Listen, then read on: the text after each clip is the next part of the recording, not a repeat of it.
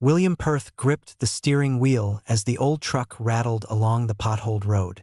As CEO of one of the country's largest logistics companies, he'd built an empire on efficiency. Yet here he was, disguised as Bill, a new hire on a rural delivery route, investigating rumors of overwork and unsafe conditions. The engine sputtered and died outside Brooksville. No signal, no cars, just endless road. William grabbed his bag and walked until he spotted a flickering sign. Brooksville Diner and Motel.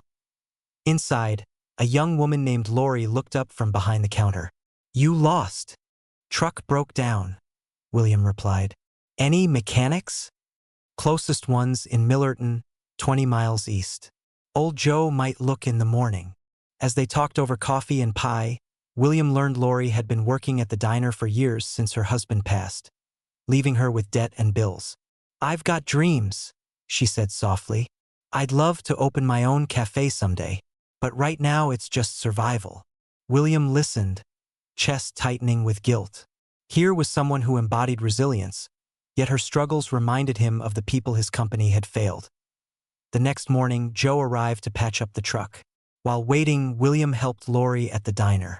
She opened up about her husband, a truck driver who'd worked long hours to provide for their family. "He worked for Perth Logistics," she said, bitterness in her voice. "They didn't care about him. Just another number." William's stomach churned. "I'm sorry. That shouldn't have happened." Later, Lori's brother Tom stopped by.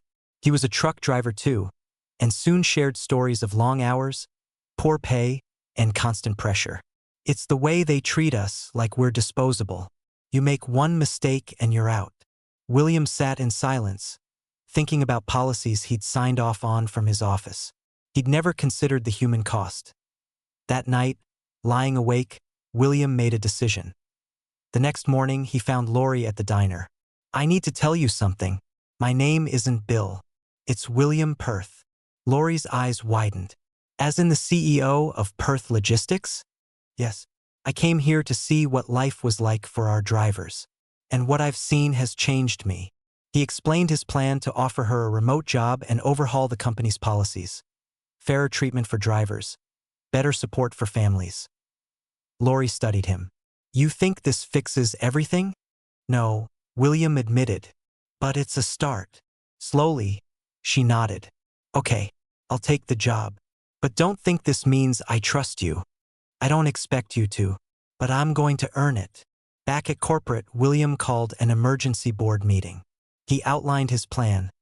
Increased wages, better benefits, a revamped grievance system.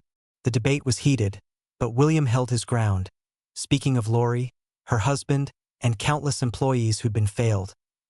Slowly, reluctantly, the board came around. William called Lori. "It's done." The board approved the changes. There was a long pause. "Thank you." Over the following weeks, William met with drivers, listened to their concerns, and worked tirelessly. The company's culture began to shift. Lori's remote job began, and her insights helped shape policies in ways William never could have anticipated. One evening, Lori appeared at his office. "I wanted to see if the changes you promised are real." William showed her everything: the new policies, the feedback system, the plans for improvement. By the end, even she seemed impressed. As she stood to leave, William spoke quietly. "Thank you for giving me a chance to make things right." Lori nodded. "You're welcome. But don't think this means I'm done holding you accountable." William smiled. "I wouldn't expect anything less." As city lights twinkled outside, William reflected on the miles he'd traveled. Not just on the road, but within himself. He'd started disconnected from the world he was supposed to serve.